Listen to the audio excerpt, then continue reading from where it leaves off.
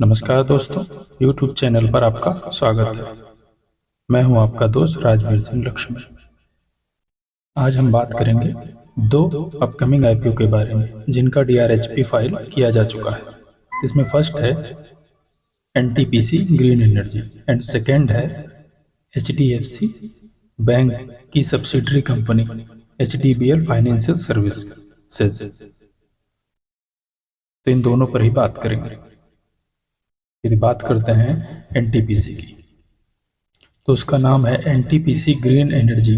ये company NTPC के द्वारा आईपीओ के लिए शेयर बाजार में लिस्ट होने की एंट्री में प्रथम स्थान पर है। एनटीपीसी ग्रीन एनर्जी एनटीपीसी के द्वारा आईपीओ के लिए शेयर बाजार में लिस्ट होने की एंट्री में प्रथम स्थान पर है। कंपनी ने अपना डीआरएचपी फाइल कर दिया है एंड ये एक सरकारी कंपनी है। इसे सेबी की मंजूरी मिलने के बाद स्टॉक मार्केट में लिस्टिंग का इसका रास्ता साफ हो जाएगा। एनटीपीसी की subsidiary company NTPC green energy अपने आईपीओ के जरिए 10,000 करोड़ रुपीस जुटाएगी, जिसमें से 7,500 करोड़ से अपने कर्ज को कम करेगी एंड 2,500 करोड़ का यूज अपने डेवलपमेंट पर करेगी। ये पूरा का पूरा फ्रेश इशू रहने वाला है। एनटीपीसी ने पिछले 3 साल में अपने निवेशकों का पैसा लगभग 3 गुना कर दिया है। ये प्रोडक्शन के हिसाब से पीएसयू सेक्टर में सबसे बड़ी ग्रीन एनर्जी डेवलपमेंट कंपनी है। यदि इसके इशू साइज को देखें तो क्यूआईबीज के लिए 75%, एचएनआईज के लिए 15% और रिटेल निवेशकों के लिए 10% का हिस्सा रखा गया है। एनटीपीसी ग्रीन एनर्जी के स्टॉक मार्केट में लिस्ट होने की खबर जैसे ही मार्केट में आई, उसका असर एनटीपीसी यानी एनटीपीसी ग्रीन एनर्जी की पेरेंट कंपनी एनटीपीसी के शेयर पर भी पड़ा और वह पहले दिन ही 3 से 4% उछल गया और अपने रिकॉर्ड हाई को छू लिया, जो कि 431 रुपये 25 पैसे या 431 रुपये के ऊपर पहुंच गया। एनटीपीसी का शेयर प्राइस इस समय 423 रुपये के आसपास है। वैसे 420 से 435 रुपए के बीच में ट्रेड कर रहा है। यदि आप इसका अभी से एक शेयर लेकर रख लेंगे तो आप एनटीपीसी ग्रीन एनर्जी में डबल आईपीओ, एक रिटेल कैटेगरी से एंड एक शेयर होल्डर कैटेगरी से लगा पाएंगे। यानी एक पैन कार्ड पर आप 2 आईपीओ लगा पाएंगे। दोस्तों, यदि सेकंड कंपनी की बात करें तो है HDFC bank. HDFC bank company IPO लाने की तैयारी में है। मंजूरी अपने बोर्ड ऑफ डायरेक्टरों से उसको मंजूरी मिल गई है। अब कितना बड़ा साइज होगा इसको बात कर लेते हैं। देश की दिग्गज प्राइवेट सेक्टर की सबसे बड़ी बैंक एचडीएफसी की सहायक कंपनी अपना आईपीओ लाने की तैयारी बड़े जोर शोर से करने लगी है। एचडीएफसी बैंक की सहायक कंपनी एनबीएफसी सेक्टर में काम करती है, जिसे अपने बोर्ड की मंजूरी मिल गई है। अभी सेबी से मंजूरी मिलना बाकी है। यदि आपके पास एचडीएफसी बैंक का एक भी शेयर है तो आपकी परमिशन लेने के लिए आपके पास मेल किया जाएगा। एनटीपीसी भी आपके पास मेल करेगी। मैं आपको बता दूं, यदि आपके पास किसी भी पेरेंट कंपनी का शेयर है और वह कंपनी अपनी किसी सब्सिडरी कंपनी को स्टॉक मार्केट में लिस्ट कराने आती है तो आपको एक मेल भेजा जाता है, क्योंकि आप उसके एक शेयर खरीद कर ही पार्टनर बन जाते हैं। वह आपकी भी परमिशन लेती है।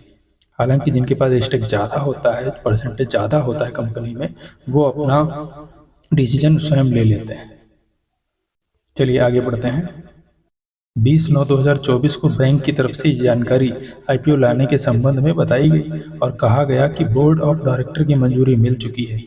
ये कंपनी आईपीओ के जरिए लगभग 2,500 करोड़ रुपए जुटाएगी। एचडीएफसी बैंक की unit HDB financial service IPO के जरिए अपने नए शेयरों का निर्गम करके 2,500 करोड़ रुपए की मंजूरी जुटाने की मिली है और इन शेयरों का जो फेस वैल्यू रहेगा वो 10 रुपीज़ पर शेयर का होगा।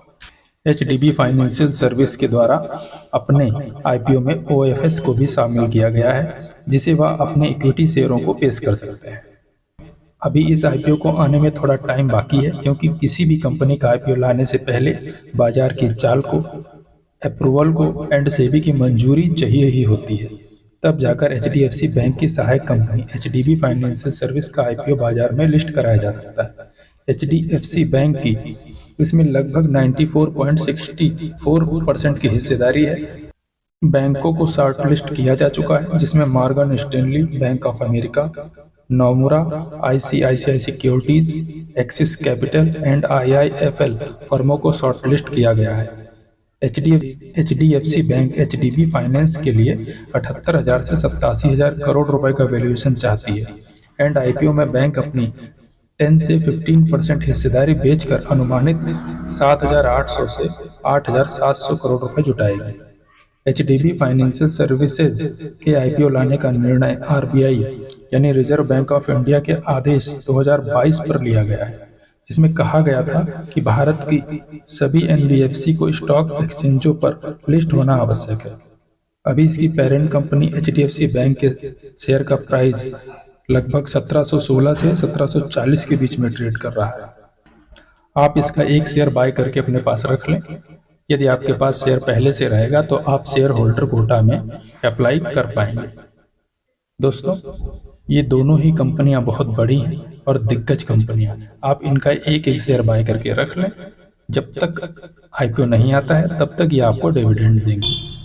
NTPC का IPO सितंबर के बाद अक्टूबर में या नवंबर में आना कन्फर्म। आप इनमें दांव लगाना चाहते हैं तो इनका एक एक शेयर बाय करके रख लें। इससे आपको अच्छा खासा बेनिफिट होगा।